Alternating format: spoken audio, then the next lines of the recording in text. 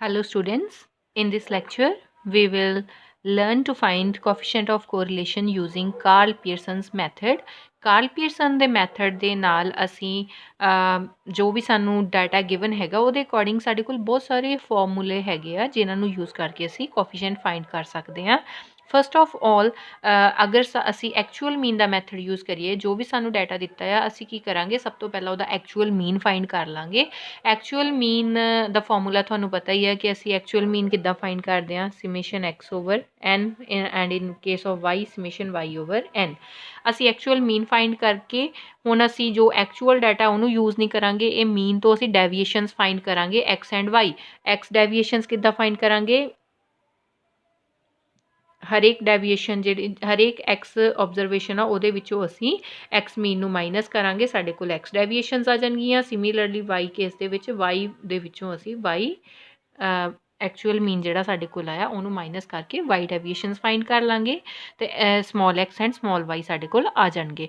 तो जदों भी साडे कोल कदे भी small x and small y दिता हुंदा है स्टैटिस्टिक्स दे विच तो उहदा मतलब की हुंदा है कि that are not the actual observations but the deviations from actual mean.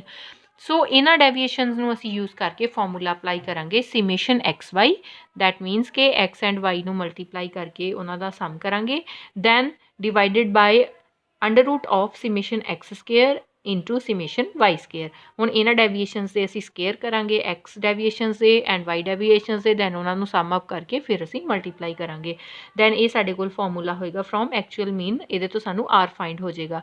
अगर आर पॉजिटिव आ तां पॉजिटिव कोरिलेशन आ, अगर आर दा आंसर नैगेटिव आ रहा तां नैगेटिव कोरिलेशन आ। इस तरह एज्यूम्ड मीन का मैथड असी यूज़ कर सकते हैं। देखो एक्चुअल मीन असी उदों ही यूज़ करना है जदों एक्चुअल मीन साडे कोल कोई एग्जैक्ट जिहड़ा होल नंबर आ रहा। फॉर एग्जाम्पल कि मेरे कोल बिल्कुल एक्यूरेट 15 आ गया 25 आ गया। अगर मेरे कोल एक्चुअल मीन जिहड़ा है वो फ्रैक्शन च आ रहा दैट मीनस कि डेसीमल्स कोई वैल्यू आ रही कि 15.25 आ गया 3.8 आ गया। इदां दी केस की है जदों तुसीं डेविएशनस फाइंड करोगे हर एक एक्स दे विचों एंड वाई दे विचों जदों तुसीं ये फ्रैक्शनल मीनस नूं माइनस करोगे तो उहदे नाल तां तुहाडा जिहड़ा डाटा हैगा होर कॉम्प्लीकेटेड हो जाएगा। असीं ये टैक्नीक्स यूज़ क्यों करते हैं एक्चुअल जिहड़ियां गिवन साडे कोल डाटा आ उहनूं यूज़ करन दी जगह असीं एक्चुअल मीन जां एज्यूम्ड मीन यूज़ क्यों करते हैं ताकि साडियां जिहड़ियां कैलकुलेशनस आ वो ईजी हो जाण। सो अगर असीं एक्चुअल मीन साडे कोल फ्रैक्शन दे विच आ रहा असीं उहनूं यूज़ कर लिया तो साडी तां जिहड़ियां वैल्यूज़ आ होर कॉम्प्लीकेटेड हो जाणगियां उहनां नूं कैलकुलेट करना। तो इस केस दे विच अगर तुहाडे कोल एक्चुअल मीन जिहड़ा हैगा वो कोई फ्रैक्शन आ गई है तो उस मैथड नूं तुसीं यूज़ नहीं करना एक्चुअल मीन दैन तुसी एज्यूम्ड मीन यूज़ कर सकते हो। हुण एज्यूम्ड मीन दे विच की हुंदा कि कोई भी मीन तुसी आप एज्यूम करना वो प्रैफरेबली असी किहड़ा एज्यूम कर सकते हैं वैसे तो क्योंकि एज्यूम्ड मीन है तो कोई भी वैल्यू तुसी एज्यूम कर सकते हो बट ताकि कैलकुलेशन जिहड़ियां तुहाडियां एक्चुअल मीन तो बहुत ज़्यादा दूर ना चले जाण उहदे लई असी की करदे हां कि जो साडा एक्चुअल मीन जिद्दां असी सपोज कोई नमैरिकल कीता एक्चुअल मीन जिहड़ा वो फ्रैक्शन च आ गया 15.3 आ गया असी ਉਹਨੂੰ यूज़ करने की बजाय असी 15 लै लाँगे एज्यूम्ड मीन। हुण जदों एज्यूम्ड मीन लै लिया तो एज्यूम्ड मीन तो जिहड़ियां असी डेविएशनस फाइंड करते हैं तुहानूं पता की हुंदियां d x and D y तो डेविएशनस फ्रॉम एज्यूम्ड मीन। इहदा मतलब की है कि जिद्दां इत्थे असी एक्स एंड वाई फाइंड कीता सी इत्थे असी D x and D Y find करांगे X minus assumed mean for X and Y minus assumed mean for Y series. ये D x and D Y deviations आ जाएगियां दैन साडे कोल फॉर्मूला ये जिहड़ा हैगा एन मतलब number of observations summation D X D Y minus summation D X into summation D Y over root of N into summation D X square minus summation D x का square. देखो इन्हां दोहां चीज़ां दे विच difference आ इत्थे हैगा summation of D X square पहले deviations का square किया then उन्होंने सम किया ये की समेशन डी एक्स का होल स्केयर पहले डी एक्सिस नूं ऐड करके सम कर लिया वह समेशन करके दैन वह स्केयर किया तो दोनों डिफरेंट आ इन्हां च सेम वैल्यू नहीं पुट कर देनी। इस तरह डी वाई दे केस दे विच भी n summation D y square पहले डेविएशनस का स्केयर किया गली गली का दैन वह सम किया वो वैल्यू दैन इत्थे सिर्फ जिहड़ियां डी वाई हैगियां उन्हां नूं ऐड करके सिंपली दैन वह स्केयर किया summation D Y the whole square. So ਇਹ ਫਾਰਮੂਲਾ ਹੋਏਗਾ ਐਜ਼ਿਊਮਡ ਮੀਨ ਦਾ। ਅਗਰ ਹੁਣ ਅਸੀਂ ਕਈ ਵਾਰ ਅਸੀਂ ਦੇਖਦੇ ਹਾਂ ਕਿ ਜਿਹੜੀਆਂ ਸਾਡੇ ਕੋਲ dx ਐਂਡ dy ਡੈਵੀਏਸ਼ਨਸ ਆਉਂਦੀਆਂ ਉਹਦੇ ਵਿੱਚ ਵੀ ਕੋਈ ਕਾਮਨ ਫੈਕਟਰ ਹੁੰਦਾ। For example dx and dy ਜਦੋਂ ਸਾਡੇ ਕੋਲ ਐਜ਼ਿਊਮਡ ਮੀਨ ਤੋਂ ਬਾਅਦ ਆਈਆਂ ਉਹ ਆ ਗਿਆ 10 20 30 40, ਹੁਣ ਉਹ 'ਚ ਸਾਨੂੰ ਦਿਖ ਰਿਹਾ ਕਿ 10 ਇੱਕ ਕਾਮਨ ਫੈਕਟਰ ਆ। ਉਸੇ ਕਾਮਨ ਫੈਕਟਰ ਨੂੰ ਸਾਰੀਆਂ dx ਐਂਡ dy ਦੇ ਨਾਲ dx ਦੇ ਵਿੱਚੋਂ ਜਿਹੜਾ ਵੀ ਕਾਮਨ ਫੈਕਟਰ ਆ ਉਹਨੂੰ dx ਨਾਲ ਡਿਵਾਈਡ ਕਰ ਦਾਂਗੇ। ਜਿਹੜਾ y ਦੇ ਵਿੱਚ ਸਪੋਜ਼ y ਦੇ ਵਿੱਚ ਕੋਈ ਅਨਦਰ ਸਪੋਜ਼ 5 ਕਾਮਨ ਫੈਕਟਰ ਆ ਤਾਂ ਉਹਨੂੰ ਅਸੀਂ ਉਹਦੇ ਵਿੱਚ ਡਿਵਾਈਡ ਕਰ ਦਾਂਗੇ 5 ਦੇ ਨਾਲ। ਦੋਨੋਂ ਅਲੱਗ-ਅਲੱਗ ਸੀਰੀਜ਼ ਨੂੰ dx ਐਂਡ dy ਨੂੰ ਅਲੱਗ-ਅਲੱਗ ਅਸੀਂ ਡਿਵਾਈਡ ਕਰਾਂਗੇ। ਠੀਕ ਹੈ, ਕਾਮਨ ਫੈਕਟਰ ਉਹਨਾਂ ਦੇ ਵਿੱਚ ਸੇਮ ਵੀ ਹੋ ਸਕਦਾ ਤੇ ਅਲੱਗ-ਅਲੱਗ ਵੀ ਹੋ ਸਕਦਾ। ਜਿਹੜਾ ਵੀ ਕਾਮਨ ਫੈਕਟਰ ਆ ਉਹਨੂੰ ਅਸੀਂ ਡਿਵਾਈਡ ਕਰਾਂਗੇ dx ਤੇ dy ਦੇ ਨਾਲ। ਹੁਣ ਜਦੋਂ dx ਤੇ dy ਨੂੰ ਕਾਮਨ ਫੈਕਟਰ ਨਾਲ ਡਿਵਾਈਡ ਕਰਤਾ ਤੁਹਾਨੂੰ ਪਤਾ ਇਸ ਕੇਸ 'ਚ ਜਿਹੜਾ ਸਾਡੇ ਕੋਲ ਉਹ ਕੀ ਆ ਜਾਂਦਾ ਹੁੰਦਾ ਆ dx ਡੈਸ਼ ਮਤਲਬ dx divided by i that is common factor. i ਕੀ ਹੁੰਦਾ ਹੈ ਕਾਮਨ ਫੈਕਟਰ ਇਨ ਡੈਵੀਏਸ਼ਨਸ। ਇੱਦਾਂ ਹੀ dy dash is dy over i ਵੀ ਲਿਖ ਸਕਦੇ ਹੋ c ਵੀ ਲਿਖ ਸਕਦੇ ਹੋ। ਸੋ ਇਹ ਕਾਮਨ ਫੈਕਟਰ ਦੇ ਨਾਲ ਜਦੋਂ ਅਸੀਂ ਡਿਵਾਈਡ ਕਰਤਾ ਸਾਡੇ ਕੋਲ ਡੈਵੀਏਸ਼ਨਸ ਹੋਰ ਛੋਟੀਆਂ ਹੋ ਗਈਆਂ, ਸਾਡੀ ਕੈਲਕੂਲੇਸ਼ਨ ਹੋਰ ਈਜ਼ੀ ਹੋ ਗਈ। ਉਸ ਕੇਸ ਦੇ ਵਿੱਚ ਅਸੀਂ ਫਾਰਮੂਲਾ ਕੀ ਅਪਲਾਈ ਕਰਾਂਗੇ, ਸੇਮ ਇਸੇ ਤਰ੍ਹਾਂ ਫਾਰਮੂਲਾ, ਸਿਰਫ ਅਸੀਂ ਵੈਲਿਊਜ਼ ਹੁਣ ਕਿਹੜੀਆਂ ਪੁੱਟ ਕਰਨੀਆਂ, ਅਸੀਂ ਐਜ਼ਿਊਮਡ ਮੀਨ ਵਾਲੀਆਂ ਛੱਡ ਦੇਣੀਆਂ, ਉਹਦੀ ਜਗ੍ਹਾ 'ਤੇ ਅਸੀਂ ਜਿਹੜੀਆਂ ਨੈਕਸਟ ਡੈਵੀਏਸ਼ਨਸ ਆਈਆਂ ਸਾਡੇ ਕੋਲ ਆਫਟਰ ਡਿਵਾਈਡਿੰਗ ਦ ਕਾਮਨ ਫੈਕਟਰ ਉਹ ਯੂਜ਼ ਕਰਨੀਆਂ। n summation dx dash dy dash minus summation dx dash summation dy dash divided by under root of n summation dx dash square minus summation dx dash the whole square, similarly into under root of n summation dy dash square minus square of summation dy dash। so ਇਹ ਤਿੰਨ methods ਹੈ ਕਿ ਸਾਡੇ ਕੋਲ actual mean, assumed mean and third is step deviation method. ਅੱਛਾ, ਇੱਥੇ ਐਜ਼ਿਊਮਡ ਮੀਨ ਦੇ ਵਿੱਚ ਮੈਂ ਇੱਕ ਫਾਰਮੂਲਾ ਹੋਰ ਲਿਖਿਆ ਜਿਹਨੂੰ ਅਸੀਂ ਇੱਥੇ ਨੰਬਰ 3 ਦੇ ਦਿੰਦੇ ਹਾਂ, ਇਹ ਫਾਰਮੂਲਾ 4 ਹੋ ਜਾਏਗਾ। ਹੁਣ ਇਸ ਕੇਸ 'ਚ ਦੇਖੋ ਸਾਡੇ ਕੋਲ ਕੀ ਦਿੱਤਾ ਆ ਸਮੇਸ਼ਨ dx dy, ਇਹਦਾ ਵੀ ਤੁਹਾਨੂੰ ਪਤਾ ਕਿ ਡੈਵੀਏਸ਼ਨਸ ਫਰੋਮ ਐਜ਼ਿਊਮਡ ਮੀਨ ਆ, minus n x mean and y mean. x ਮੀਨ ਦਾ ਮਤਲਬ ਐਕਚੁਅਲ ਮੀਨ ਆ, y ਮੀਨ ਦਾ ਮਤਲਬ y ਐਕਚੁਅਲ ਮੀਨ ਆ ਆਫ ਗਿਵਨ ਸੀਰੀਜ਼। ਜਿਹੜਾ ਵੀ ਡਾਟਾ ਦਿੱਤਾ ਹੈ ਉਹਦਾ ਐਕਚੁਅਲ ਮੀਨ ਦਿੱਤਾ ਹੈ x and y। ax and ay ਕੀ ਹੈ, ਐਜ਼ਿਊਮਡ ਮੀਨ ਆ। ਹੁਣ ਇਹਦਾ ਮਤਲਬ ਕੀ ਹੈ ਕਿ ਕਈ ਵਾਰ ਇੱਦਾਂ ਦਾ ਕੋਈ ਨਿਊਮੈਰੀਕਲ ਆ ਜਾਂਦਾ ਜਿਹਦੇ ਵਿੱਚ ਡਾਟਾ ਸਾਨੂੰ ਗਿਵਨ ਹੁੰਦਾ ਕਿ ਡੈਵੀਏਸ਼ਨਸ ਦਾ ਪ੍ਰੋਡਕਟ ਦੇ ਦਿੱਤਾ, ਪ੍ਰੋਡਕਟ ਆਫ ਡੈਵੀਏਸ਼ਨਸ ਮਤਲਬ dx ਐਂਡ dy ਦਾ ਮਲਟੀਪਲੀਕੇਸ਼ਨ ਆ, sum of product of deviations from assumed mean. ਉਹਦਾ ਮਤਲਬ ਕਿ ਇੱਦਾਂ ਲਿਖਿਆ ਹੋਏਗਾ, ਉਹ ਤੁਹਾਨੂੰ ਸਮਝ ਆ ਜਾਣਾ ਕਿ ਕੀ ਲਿਖਿਆ ਹੈ, ਸਮ ਆਫ ਪ੍ਰੋਡਕਟ ਆਫ। ਸਮ ਦਾ ਮਤਲਬ ਜੋੜ ਹੋ ਗਿਆ, ਸਮੇਸ਼ਨ ਹੋ ਗਿਆ, ਪ੍ਰੋਡਕਟ ਦਾ ਮਤਲਬ ਮਲਟੀਪਲੀਕੇਸ਼ਨ ਹੋ ਗਈ ਕਿਹਦੀ, deviation from assumed mean that means dx and dy। n ਮਤਲਬ ਨੰਬਰ ਆਫ ਆਬਜ਼ਰਵੇਸ਼ਨ ਦਿੱਤਾ, ਐਕਚੁਅਲ ਮੀਨ x ਤੇ y ਦਿੱਤੇ ਹੋਆ, ਐਜ਼ਿਊਮਡ ਮੀਨ ਦਿੱਤੇ ਹੋਆ a ਤੇ a for x series and a for y series. ਨਾਲ ਤੁਹਾਨੂੰ ਸਟੈਂਡਰਡ ਡੈਵੀਏਸ਼ਨਸ ਦਿੱਤੀਆਂ, x and y the standard deviation ਦੇ ਦਿੱਤੀ। ਅਗਰ ਇਸ ਤਰ੍ਹਾਂ ਦਾ ਡਾਟਾ ਦਿੱਤਾ ਹੋਵੇ ਜਿਹਦੇ ਵਿੱਚ ਤੁਹਾਡੇ ਕੋਲ ਐਕਚੁਅਲ ਮੀਨ ਵੀ ਗਿਵਨ ਹੋਣ, ਨੰਬਰ ਆਫ ਆਬਜ਼ਰਵੇਸ਼ਨ ਦਿੱਤੀਆਂ, ਸਟੈਂਡਰਡ ਡੈਵੀਏਸ਼ਨ ਦਿੱਤੀ ਆ, ਨਾਲ sum of product of deviations from assumed mean ਦਿੱਤਾ ਹੈ, ਉਸ ਕੇਸ ਦੇ ਵਿੱਚ ਤੁਸੀਂ ਸਿੱਧਾ ਕੋਰਿਲੇਸ਼ਨ ਕਿੱਦਾਂ ਫਾਈਂਡ ਕਰ ਸਕਦੇ ਹੋ, coefficient of correlation for Karl Pearson ਇਸ ਮੈਥਡ ਦੇ ਨਾਲ। ਇਹ ਮੈਥਡ ਸਿਰਫ ਉਦੋਂ ਹੀ ਯੂਜ਼ ਕਰਨਾ ਤੁਸੀਂ ਜਦੋਂ ਤੁਹਾਡੇ ਕੋਲ ਇਸ ਤਰ੍ਹਾਂ ਦਾ ਡਾਟਾ ਦਿੱਤਾ ਹੈ, ਤੁਹਾਡੇ ਕੋਲ ਆਹ ਵਾਲੀਆਂ ਆਬਜ਼ਰਵੇਸ਼ਨ ਹੈ ਹੀ ਨਹੀਂ ਹੈਗੀਆਂ, ਤਾਂ ਤੁਸੀਂ ਕਿੱਦਾਂ ਫਾਈਂਡ ਕਰੋਗੇ ਕਿ ਅਗਰ ਸੀਰੀਜ਼ ਵੀ ਨਹੀਂ ਦਿੱਤੀਆਂ, ਸਿੱਧਾ ਡਾਟਾ ਹੀ ਤੁਹਾਨੂੰ ਪ੍ਰੋਵਾਈਡ ਕਰਤਾ ਉਹਨਾਂ ਨੇ, ਐਕਚੁਅਲ ਮੀਨ ਦਿੱਤੇ, ਐਜ਼ਿਊਮਡ ਮੀਨ ਦਿੱਤੇ, ਸਟੈਂਡਰਡ ਡੈਵੀਏਸ਼ਨ ਦਿੱਤੀ, ਪ੍ਰੋਡਕਟ ਦਿੱਤਾ, ਉਸ ਕੇਸ ਦੇ ਵਿੱਚ ਤੁਸੀਂ ਸਿਰਫ ਇਹ ਫਾਰਮੂਲਾ ਅਪਲਾਈ ਕਰਨਾ। ਅਦਰਵਾਈਜ਼ ਨੋਰਮਲ ਕੇਸਿਸ 'ਚ ਨਹੀਂ ਇਹ ਕਰਨਾ ਕਿ ਤੁਸੀਂ ਐਕਚੁਅਲ ਮੀਨ ਵੀ ਕੱਢ ਲਿਆ, ਐਜ਼ਿਊਮਡ ਮੀਨ ਵੀ ਕੱਢ ਲਿਆ ਅਤੇ ਸਟੈਂਡਰਡ ਡੈਵੀਏਸ਼ਨ ਫਾਈਂਡ ਕਰਨ ਲੱਗ ਜਾਓ, ਉਹ ਬਹੁਤ ਲੰਬਾ ਐਂਡ ਕੰਬਰਸਮ ਹੋ ਜਾਏਗਾ, ਉਹ ਨਹੀਂ ਯੂਜ਼ ਕਰਨਾ। ਅਨਲੈਸ ਐਂਡ ਐਂਟਿਲ ਤੁਹਾਨੂੰ ਇਹ ਸਾਰਾ ਡਾਟਾ ਗਿਵਨ ਹੈ ਤਾਂ ਹੀ ਤੁਸੀਂ ਇਹ ਜਿਹੜਾ ਮੈਥਡ ਆ ਉਹ ਯੂਜ਼ ਕਰੋਗੇ। ਸੋ ਫੋਰਥ ਜਿਹੜਾ ਮੈਥਡ ਅਸੀਂ ਇੱਥੇ ਡਿਸਕਸ ਕੀਤਾ that is step deviation, actual mean, assumed mean and in case of you are given with the actual and assumed mean and standard deviations, then fourth is using step deviation। Next formula ਸਾਡੇ ਕੋਲ ਹੈ from actual observations, that means ਜੋ ਵੀ data given ਆ directly ਅਸੀਂ ਉਹਨੂੰ use ਕਰ ਰਹੇ ਹਾਂ, ਨਾ ਅਸੀਂ ਐਕਚੁਅਲ ਮੀਨ ਫਾਈਂਡ ਕੀਤਾ, ਨਾ ਐਜ਼ਿਊਮਡ ਮੀਨ ਦੀ ਟੈਕਨੀਕ ਯੂਜ਼ ਕੀਤੀ, ਜੋ ਵੀ ਆਬਜ਼ਰਵੇਸ਼ਨ ਦਿੱਤੀਆਂ ਅਸੀਂ ਡਾਇਰੈਕਟਲੀ ਉਹਨਾਂ ਨੂੰ XY, ਦੇਖੋ ਇੱਥੇ ਮੈਂ ਕੈਪੀਟਲ ਯੂਜ਼ ਕੀਤੀ, ਕੈਪੀਟਲ ਦਾ ਮਤਲਬ ਕੀ ਹੈਗਾ ਕਿ ਉਹ ਐਕਚੁਅਲ ਆਬਜ਼ਰਵੇਸ਼ਨਸ ਆ ਜੋ ਦਿੱਤੀਆਂ। ਕਈ ਵਾਰ ਡਾਟਾ ਸਾਡੇ ਕੋਲ ਬਹੁਤ ਸਮੋਲ ਹੁੰਦਾ ਆ ਤਾਂ ਉਸ ਕੇਸ ਦੇ ਵਿੱਚ ਸਾਨੂੰ ਕੈਲਕੂਲੇਸ਼ਨਸ ਕਰਨੀਆਂ ਕੋਈ ਜ਼ਿਆਦਾ ਡਿਫੀਕਲਟ ਨਹੀਂ ਹੁੰਦੀਆਂ, ਤਾਂ ਅਸੀਂ ਡਾਇਰੈਕਟ ਹੀ ਉਹਨਾਂ ਨੂੰ ਯੂਜ਼ ਕਰਕੇ ਇਹ ਫਾਰਮੂਲਾ ਅਪਲਾਈ ਕਰ ਸਕਦੇ ਹਾਂ ਈਜ਼ੀਲੀ। ਅਸੀਂ coefficient of correlation correlation find कर सकते हैं। तो फॉर्मूला देखो सेम एग्जैक्टली जिद्दां असीं अज्यूम्ड मीन च लिखते हैं उद्दां ही आ। N summation X Y minus summation X summation Y divided by under root N summation X square minus summation X the whole square N summation Y square minus summation Y the whole square. इस case की है सीधियां असीं actual observations नूं use किया।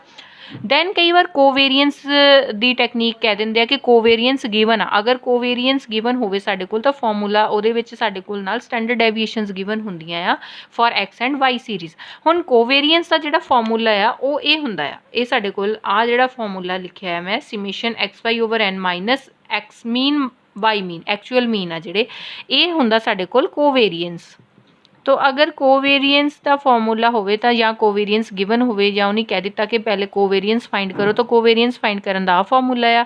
Then असीं इहदे तों नाल अगर स्टैंडर्ड डेविएशनस गिवन हैगियां तां आर फाइंड कर सकते हैं using this method covariance divided by summation standard deviation of x and standard deviation of y. हुण इहनूं असीं समेशन एक्स वाई इदां भी लिख सकते हैं कि अगर साडे कोल जिहड़ियां डेविएशनस एक्चुअल मीन तो गिवन हैगियां जां साडे कोल product of deviations from actual mean जिहड़ा सम उहदा दित्ता है समेशन एक्स वाई ਉਹ ਦਿੱਤਾ ਨਾਲ नंबर ऑफ ऑब्जरवेशनस गिवन आ नाल स्टैंडर्ड डेविएशनस गिवन आ उस केस दे विच भी असीं आ वाला जिहड़ा फॉर्मूला आ उहनूं यूज़ करके कोरिलेशन जिहड़ी आ फाइंड कर सकते हैं। हुण इट ऑल डिपेंड्स कि डाटा साडे कोल किद्दां दा दित्ता आ फॉर्मूले दी सूटेबिलिटी असीं उहदे अकॉर्डिंग देखांगे। जे तां तुहानूं सिंपल एक्स एंड वाई कोई भी डाटा दिता तुसीं चाहो तो उहदे ते सीधा उहनूं यूज़ करके एक्चुअल ऑब्जरवेशन जरूरी नहीं है कि सिर्फ स्मॉल ऑब्जरवेशन के केस ही तुसीं एक्चुअल ऑब्जरवेशनस करनियां।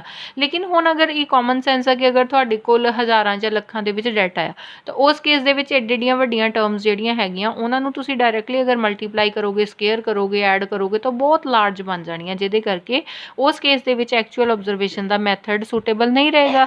इदां ਦੇ केस 'ਚ ਕੀ ਹੋਏਗਾ ਜਾਂ ਤਾਂ ਤੁਸੀਂ एक्चुअल मीन फाइंड करके देखो अगर एक्चुअल मीन फ्रैक्शनल आ रहा दैन ਤੁਸੀਂ ਐਜ਼ਿਊਮਡ ਮੀਨ ਕਰ ਸਕਦੇ ਹੋ। ਐਜ਼ਿਊਮਡ ਮੀਨ 'ਚ ਵੀ ਫਰਦਰ ਤੁਹਾਨੂੰ ਅਗਰ ਹੋਰ ਜ਼ਿਆਦਾ ਜਿਹੜੀਆਂ ਡੈਵੀਏਸ਼ਨਸ ਦੇ ਵਿੱਚ ਕੋਈ ਕਾਮਨ ਫੈਕਟਰ ਨਜ਼ਰ ਆ ਰਿਹਾ then you can further use the step deviation method.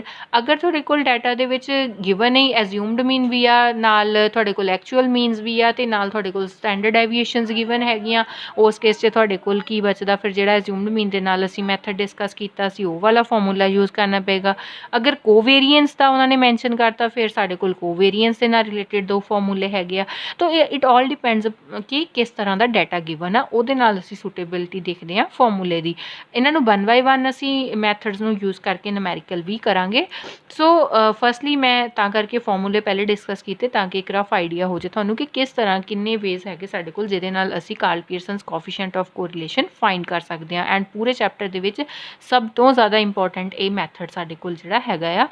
सो अगर किसी भी नूमेरिकल दे विच उन्होंने पर्टिकुलर मैथड का कोई पर्टिकुलर कह दिता कि using actual mean Karl Pearson's coefficient of correlation find करो using actual mean using assumed mean फिर तो तुसी ओहो ही मैथड यूज़ करोगे। अगर कोई अनदर मैथड यूज़ करता सपोज उत्थे एज्यूम्ड मीन लिखा है तुसी एक्चुअल मीन ना करता तो थोड़ा नूमेरिकल गलत हो जाएगा। लेकिन अगर नहीं कोई मैथड मैंशन किया है सिंपली लिखा है कि कोफिशिएंट ऑफ कोरिलेशन फाइंड करो कार्ल पियरसनस कोफिशिएंट दैन तुसी ओहदी सूटेबिलिटी के अकॉर्डिंग देख सकते हो कि किहड़ा मैथड जिहड़ा सब तो ज़्यादा एप्रोप्रीएट रहेगा। दैन साडे कोल इहदे नाल रिलेटेड ही दो छोटे छोटे होर कंसैप्ट हैगे आ probable error and standard error. Probable error दा मैथड साडे कोल जिहड़ा फॉर्मूला आ वो हुंदा 0.6745 एक कॉन्सटेंट वैल्यू है जिहड़ी मल्टीप्लाई असीं करनी हुंदी आ। अगर तुहानूं ये नहीं लिखिआ कि कोफिशिएंट ऑफ कोरिलेशन फाइंड करो उन्होंने सिंपली पूछ लिया कि प्रोबेबल एरर फाइंड करो या स्टैंडर्ड एरर फाइंड करो तो उस केस दे विच तुहानूं नंबर ऑफ ऑब्जरवेशनस भी पता होनियां चाहिए और तुहानूं जिहड़ी कोरिलेशन कोफिशिएंट आ वो फाइंड करना ही पेगा। तो उहदे विच ऑटोमैटिकली हो गया कि प्रोबेबल एरर पूछ लिया या स्टैंडर्ड एरर पूछ लिया तो फर्स्ट स्टैप की रहेगा you will need to find Karl Pearson's coefficient of correlation. Then only you will be able to find probable error and standard error. Probable error the formula की रहेगा 0.6745 into 1 minus r square over under root n. And similarly standard error ਦੇ case ਦੇ ਵਿੱਚ ਸਾਡੇ ਕੋਲ formula हैगा देखो ये प्रोबेबल एरर के कॉन्सटेंट मल्टीप्लाई होया अगर इस कॉन्सटेंट को मल्टीप्लाई ना करिए तो जो remaining formula that is 1 minus r square divided by under root n ये साडे कोल आ जाएगा स्टैंडर्ड एरर। सो अगर स्टैंडर्ड एरर दिता है उन्होंने सिंपली 0.6745 नाल मल्टीप्लाई करके तुसी प्रोबेबल एरर भी फाइंड कर सकते हो। ਨੈਕਸਟ ਇਸੇ ਤਰ੍ਹਾਂ ਤੁਹਾਨੂੰ ਕਦੇ ਪੁੱਛਿਆ ਜਾ ਸਕਦਾ ਸਿਗਨੀਫੀਕੈਂਸ ਆਫ ਆਰ ਕਿ ਵੈਦਰ ਆਰ ਇਜ਼ ਸਿਗਨੀਫੀਕੈਂਟ ਔਰ ਨੋਟ। ਇਹ ਨੋਰਮਲੀ ਇੱਦਾਂ ਹੀ ਕੁਐਸਚਨ ਆਉਂਦਾ ਆ ਕਿ ਤੁਹਾਨੂੰ ਕੋਰਿਲੇਸ਼ਨ ਫਾਈਂਡ ਕਰਨ ਲਈ ਕਹਿ ਦਿੱਤਾ ਅਤੇ ਨਾਲ ਉਹਨਾਂ ਨੇ ਪ੍ਰੋਬੇਬਲ ਐਰਰ ਜਾਂ ਸਟੈਂਡਰਡ ਐਰਰ ਪੁੱਛ ਲਿਆ ਐਂਡ ਨਾਲ ਇਹ ਵੀ ਪੁੱਛ ਲਿਆ ਕਿ ਵੈਦਰ ਆਰ ਇਜ਼ ਸਿਗਨੀਫੀਕੈਂਟ ਔਰ ਨੋਟ। ਹੁਣ ਤੁਸੀਂ ਕਿੱਦਾਂ ਦੱਸੋਗੇ ਕਿ ਆਰ ਸਿਗਨੀਫੀਕੈਂਟ ਹੈ ਜਾਂ ਨਹੀਂ ਹੈ?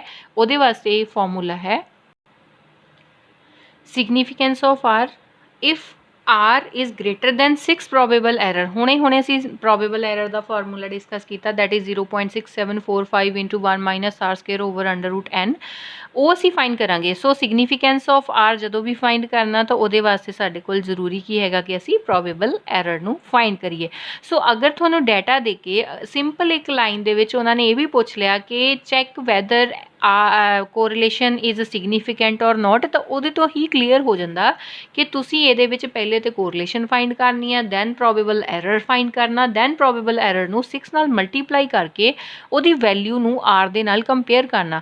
ਨਾਓ one thing is to be noticed here that R is written in modulus। ਇੱਥੇ ਮੈਂ R ਦੇ ਆਸ-ਪਾਸ ਦੋ ਲਾਈਨਸ ਲਗਾਈਆਂ which is known as modulus and ਇਹਦਾ ਕੀ ਮਤਲਬ ਹੁੰਦਾ ਕਿ ਅਸੀਂ R ਦੀ ਵੈਲਿਊ ਨੂੰ ਪੋਜ਼ਿਟਿਵ ਹੀ ਕੰਸੀਡਰ ਕਰਨਾ ਆ, ਉਹਦੇ ਅਸੀਂ ਜਿਹੜਾ ਨੈਗੇਟਿਵ ਸਾਈਨ ਨੂੰ ਇਗਨੋਰ ਕਰ ਦੇਣਾ, ਤਾਂ ਪੋਜ਼ਿਟਿਵ ਹੀ ਇਹਨੂੰ ਕੰਸੀਡਰ ਕਰਨਾ। ਮੋਡੂਲਸ ਦਾ ਮਤਲਬ ਇਹ ਹੈਗਾ। ਹੁਣ ਅਗਰ ਅਸੀਂ ਇੱਥੇ ਗੱਲ ਕਰੀਏ R ਅਗਰ ਸਾਡੇ ਕੋਲ 6 ਇੰਟੂ ਪ੍ਰੋਬੇਬਲ ਐਰਰ ਦੇ ਨਾਲੋਂ ਜ਼ਿਆਦਾ ਆ ਕਿ R ਦੀ ਸਪੋਜ਼ R ਸਾਡੇ ਕੋਲ ਹੈਗਾ ਆ 0.7 ਅਤੇ 6 ਪ੍ਰੋਬੇਬਲ ਐਰਰ ਸਾਡੇ ਕੋਲ ਆਇਆ 0.63। ਹੁਣ R ਵੱਡਾ ਹੋ ਗਿਆ ਇਹਦੇ ਨਾਲੋਂ, ਇਹਦਾ ਮਤਲਬ ਇਸ ਕੇਸ ਦੇ ਵਿੱਚ R ਇਜ਼ ਸਿਗਨੀਫੀਕੈਂਟ। ਅਗਰ ਇੱਥੇ R ਸਾਡੇ ਕੋਲ ਹੁੰਦਾ 0.63 ਅਤੇ 6 ਇੰਟੂ ਪ੍ਰੋਬੇਬਲ ਐਰਰ ਹੁੰਦਾ 0.7, in this case R is less than 6 probable error and we will say R is insignificant or not significant। And if R is exactly equal to 6 probable error, then we can say nothing about the significance of R। So in that particular case significance of R is indeterminate। okay, so ਇਹ ਜਿਹੜੇ ਨਾਲ ਦੇ related concepts ਹੈਗੇ ਆ ਜਿਹੜੇ ਕਿ ਆਮ ਤੌਰ 'ਤੇ ਹਮੇਸ਼ਾ ਕੋਰਿਲੇਸ਼ਨ ਦੇ ਨਾਲ ਪੁੱਛ ਲਏ ਜਾਂਦੇ ਆ, ਪ੍ਰੋਬੇਬਲ ਐਰਰ, ਸਟੈਂਡਰਡ ਐਰਰ ਜਾਂ ਸਿਗਨੀਫੀਕੈਂਸ ਆਫ ਆਰ। ਸੋ ਇਹ ਸਾਰੇ ਫਾਰਮੂਲੇ ਐਂਡ ਟੋਪਿਕਸ ਜਿਹੜੇ ਸਬ ਟੋਪਿਕਸ ਅਸੀਂ ਕਾਰਲ ਪੀਅਰਸਨਸ ਕੋਐਫੀਸ਼ੀਐਂਟ ਆਫ ਕੋਰਿਲੇਸ਼ਨ ਦੇ ਵਿੱਚ 1 by 1 ਹੁਣ ਨੂਮੈਰੀਕਲ ਫਾਰਮ ਦੇ ਵਿੱਚ ਡਿਸਕਸ ਕਰਾਂਗੇ ਨੈਕਸਟ ਲੈਕਚਰ ਦੇ ਵਿੱਚ, ਅਤੇ ਇਹ ਸਾਰੇ ਕੰਸੈਪਟ ਅਸੀਂ ਉਹਦੇ ਵਿੱਚ ਕਵਰ ਕਰਾਂਗੇ ਜਿਹਦੇ ਨਾਲ ਸਾਰੇ ਇਹ ਸਾਡੇ ਕਾਰਲ ਪੀਅਰਸਨ ਦਾ ਜਿਹੜਾ ਕੰਸੈਪਟ ਹੈਗਾ ਆ ਉਹ ਕਵਰ ਹੋ ਜਾਏਗਾ। ਨੈਕਸਟ ਲੈਕਚਰ ਦੇ ਵਿੱਚ ਨੂਮੈਰੀਕਲ ਫਾਰਮ ਦੇ ਵਿੱਚ ਇਹਨਾਂ ਫਾਰਮੂਲਿਆਂ ਦੀ ਅਸੀਂ ਐਪਲੀਕੇਸ਼ਨ ਸਿੱਖਾਂਗੇ। ਦੈਨ ਅੱਗੇ ਫਿਰ ਅਸੀਂ rank correlation and congruent correlation ਵੀ ਫਾਈਂਡ ਕਰਨੀ ਸਿੱਖਾਂਗੇ। Thank you.